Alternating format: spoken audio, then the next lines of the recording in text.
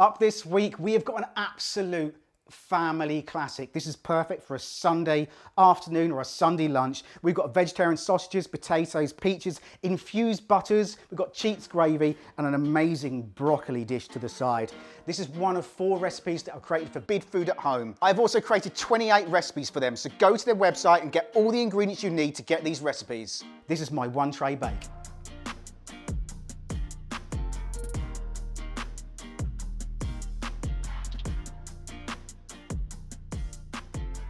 So, tray bake. Got ourselves a large tray to go in the oven. We have got our pre-peeled and tinned potatoes. These are a great staple to put in your cupboard. These come in a 2.5 kilogram tin, which means, well, that whole lot there is half a tin. So there's loads of potatoes there. That's gonna go straight into our tray. So potatoes in a pan, we're gonna oil that up. So a generous amount of our olive oil just over the top. Little slide backwards and forwards, making sure those potatoes get completely covered with the oils. And a generous amount of sea salt scattered over the top. That can go into a preheated oven at 180 Celsius for around 30 minutes. Meanwhile over here, we're going to talk about butters. We've got 250 grams of plain butter here. Use salted, plain, whatever you want to do. This is again one of those staples that you can keep in the fridge and it's not going to go out of date, and you can use it for so many things to put in your freezer. Therefore, things like herbs, sage, thyme, basil, garlics, put them through your butters, roll them up, put them in the freezer, and just cut off a segment every time you need them. It is this simple to do. We're gonna take our butter, bowl, this is softened already to room temperature. We're gonna just look at what herbs we're gonna put through here. Now with something like a thyme, we're just gonna drag our hands down the back of the sprig, and it's just gonna take off those lovely herbs and those beautiful bits of flavor. Over here we've got some sage, and we're gonna simply chop this through. And the good things about this is it doesn't matter if you've got some bigger bits in there, smaller bits in there. So the thyme can go straight in with our sage. And with this, if you want it a little bit finer, just simply run your knife over that.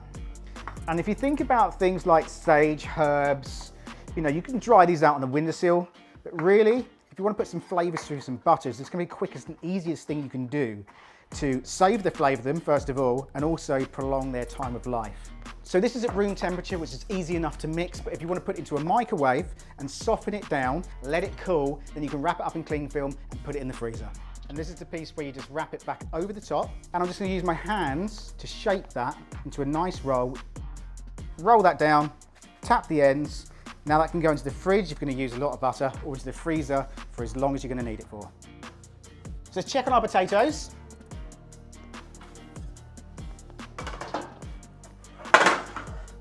And you can see there, they've got beautiful colours, they've gone golden brown. We're going to add some fruits to this. So we have got a couple of peaches here.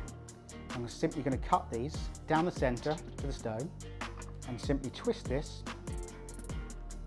and drop these in. So we're going to pop the gas on from the stove and lay our tray down and get some heat through there as well. And then you want to take your frozen butter and simply take a slice of this. So we probably just want 2 or 3 of these, and you can see here, this butter's taken on all those flavors. So that can go straight in our tray.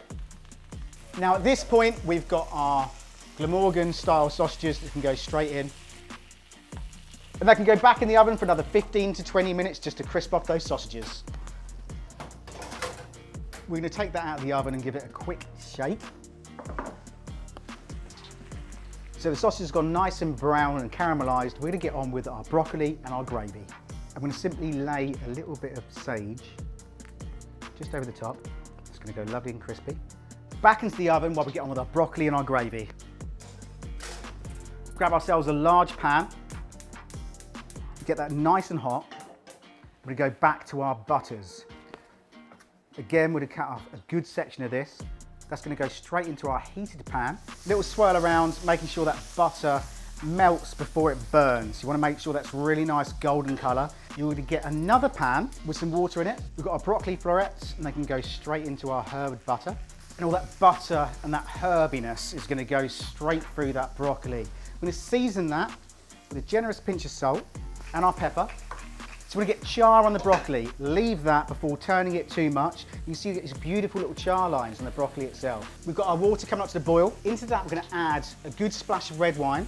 And into our broccoli, we're going to add a little bit of balsamic vinegar. Now with our red wine gravy, this is a simple, quickest way to make a cheats gravy. We've got some thyme, you can use rosemary, sage, any of those herbs work really well. We're just going to drop that into our boiling water.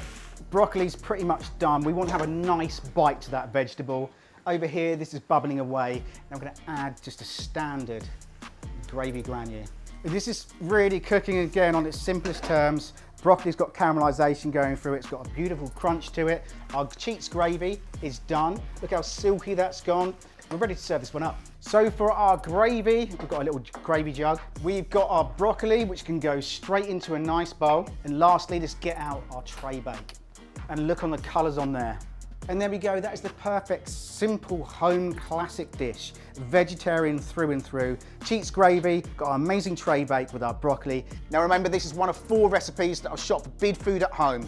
Links in the description box down below, so go straight through to their website. You can download the recipes, order the food, and it comes straight to your front door. Now if you do recreate them, hashtag me as Haste Kitchen as always, and I'll see you next week. Cheers then, bye-bye.